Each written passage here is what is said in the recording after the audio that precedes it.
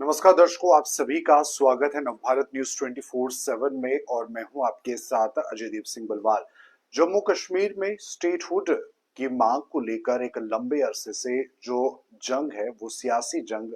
जारी है। और ऐसे में इस समय की जो बड़ी खबर है, आपको बता दें कि देश की सर्वोच्च न्यायालय यानी कि सुप्रीम कोर्ट की तरफ से जम्मू कश्मीर के अंदर स्टेटहुड बहाली को लेकर एक पिटीशन जो है वो फाइल हुई थी। और उसकी तरफ से एक बयान जो है वो देश की सर्वोच्च न्यायालय द्वारा सामने आ रहा है। आपको बता दें कि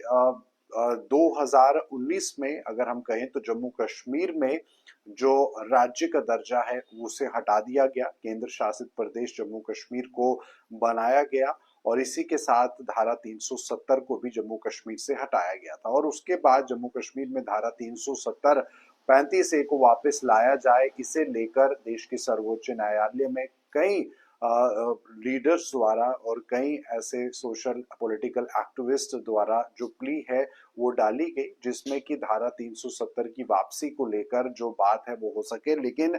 11 दिसंबर 2023 को देश के सर्वोच्च न्यायालय ने, अगर हम बात करें तो धारा 370 को लेकर अपना फैसला सुनाया कि जो धारा 370 जम्मू कश्मीर से हटाई गई थी वो संवैधानिक तरीके से हटाई गई थी। और जिस बात का कहीं ना कहीं एक करारा जवाब जो है उन लोगों को मिला जिन्होंने इस पिटीशन को फाइल किया था। वहीं इसी के साथ साथ ये बात भी कही गई थी कि धारा 370 तो संवैधानिक रूप से हटाई गई है, लेकिन जो जम्मू कश्मीर को स्टेटहुड दिया जाना है, जो स्टेटहुड का दर्जा दिया जाना है, वो दर्जा जो है वापस जल्द से जल्द दिया जाए। और उसके बाद यानी कि साल 2023 11 दिसंबर के बाद जम्मू कश्मीर को स्टेटहुड का दर्जा मिले, इस बात को लेकर लगातार सियासी जंग जो है वो जम्मू कश्मीर के अंदर जारी है। और आज भी जम्मू के अंदर जम्मू कश्मीर प्रदेश कांग्रेस कमेटी भूख हड़ताल पर बैठी है, इस कारण कि आखिर जम्मू कश्मीर को स्टेटहुड का दर्जा वापस क्यों नहीं मिल रहा, जबकि देश की सर्वोच्च न्यायालय ने इसके बारे में पहले ही कह दिया है कि स्टेटहुड का दर्जा जम्मू कश्मीर को वापस मिले।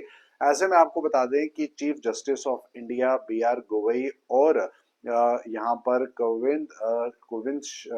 चंद्रान जो कि चीफ जस्टिस ऑफ इंडिया हैं, इनके पास जो सॉलिसिटर जनरल तुषार मेहता ने जो है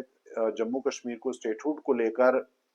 जो दलील रखी थी उसे लेकर ये साफ तौर पर देश की सर्वोच्च न्यायालय ने और कहा है। और ये बयान उनके द्वारा दिया गया चीफ जस्टिस द्वारा कि जम्मू कश्मीर के अंदर पहलगाम में जो कुछ हुआ उसे कभी भुलाया नहीं जा सकता। देश जो है उस बात को कभी भी जो है भूल नहीं सकता। लेकिन बावजूद उसके आपको बता दें कि जो पिटिशंस थे एकेडमिशियन जहूर अहमद भट्ट और social political activist Ahmad Malik, इन्होंने पिटीशन फाइल की थी कि जम्मू कश्मीर को स्टेटहुड का दर्जा दिया जाए। और अब ये बात सामने निकल कर आई कि 8 हफ्तों का जो समय है वो केंद्र सरकार को कहीं ना कहीं देश की सर्वोच्च न्यायालय द्वारा दिया गया है। 8 हफ्तों के भीतर एक रिपोर्ट जो है वो दायर की जाए, जिस रिपोर्ट में जम्मू कश्मीर को स्टेटहुड देने की बात की जाए और इस पर जवाब मांगा है केंद्र सरकार से। तो कहीं ना कहीं केंद्र सरकार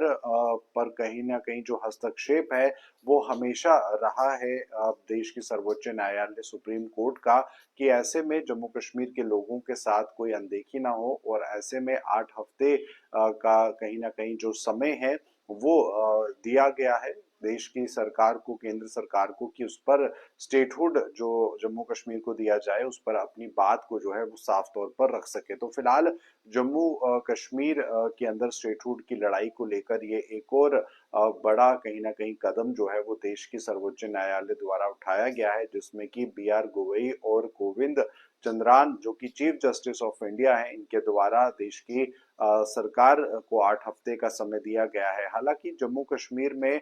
जो भाजपा है या केंद्र सरकार की अगर बात करें तो जम्मू कश्मीर को स्टेटहुड का दर्जा वापस मिले, इस बात को लेकर हमेशा से ही सकारात्मक रूप जो है वो दिखाया है, सकारात्मक रुख दिखाया है। कि जो वादा देश के प्रधानमंत्री नरेंद्र मोदी ने देश की जनता या जम्मू कश्मीर की जनता के साथ किया था जम्मू कश्मीर को स्टेटहुड का दर्जा दिलवाने को लेकर, वो वादा हमेशा पूरा किया जाएगा और सही समय पर ये बात कर ली जाएगी। लेकिन बावजूद उसके, चाहे वो नेशनल कॉन्फ्रेंस हो या कांग्रेस हो या PDP हो, लगातार इस बात को लेकर केंद्र सरकार पर दबाव बना रही है कि आखिरकार जम्मू कश्मीर को स्टेटहुड का दर्जा क्यों नहीं मिलता, जबकि देश की सर्वोच्च न्यायालय सुप्रीम कोर्ट ने ये साफ तौर पर 11 दिसंबर 2023 को कहा था कि स्टेटहुड को लेकर केंद्र सरकार को जल्द से जल्द कदम जो है वो उठाने चाहिए जम्मू कश्मीर के लिए। लेकिन वहीं अब BR गवई और गोविंद चंद्रान जो कि चीफ जस्टिस ऑफ इंडिया है, इनकी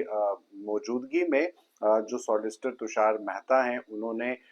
इस प्ली को रखा, जो कि एकेडमिशियन जहूर अहमद भट्ट और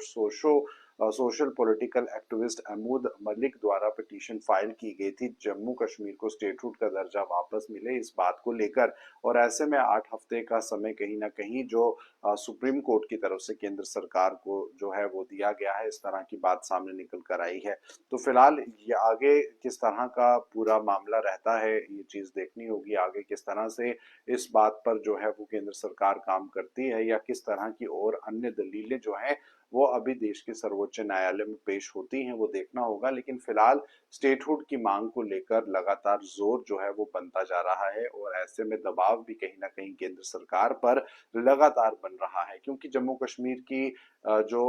यहाँ की राजनीतिक दल है, उनका मानना है, विशेष तौर पर जो विपक्ष में है या नेशनल कॉन्फ्रेंस भी जो इस समय रूलिंग में है, तो ऐसे में उनका मानना है कि अगर जम्मू कश्मीर को स्टेटहुड का दर्जा दिया जाएगा तो ऐसे में यहाँ के लोगों के जो हक हैं उनके साथ अनदेखी नहीं होगी, लोगों को उनका हक मिलेगा, नौकरियां मिलेंगी युवाओं को। और ऐसा पहले कभी नहीं हुआ किसी भी अन्य राज्य के साथ जिसे यूटी में तब्दील किया हो, क्योंकि राज्य से यूटी में तब्दील करना जो है वो काफी दुर्भाग्यपूर्ण बात है, ऐसा यहाँ के पॉलिटिकल लीडरशिप जम्मू कश्मीर की जो है वो मानती है। और जबकि यूटी से स्टेटहुड जो है वो दिया गया है, लेकिन स्टेटहुड से यूटी का दर्जा दिया नहीं जाना चाहिए। और ऐसे में जम्मू कश्मीर के अंदर आखिरकार कब स्टेटहुड की वापसी होगी वो देखना होगा। लेकिन फिलहाल सर्वोच्च न्यायालय का जिस तरह से इस मामले में हस्तक्षेप है, तो कहीं ना कहीं केंद्र सरकार पर भी जाहिर सी बात है, इस बात का दबाव बना हुआ है। फिलहाल ये थी समय की खास अपडेट। आप बने रहे नवभारत न्यूज 24/7 के साथ।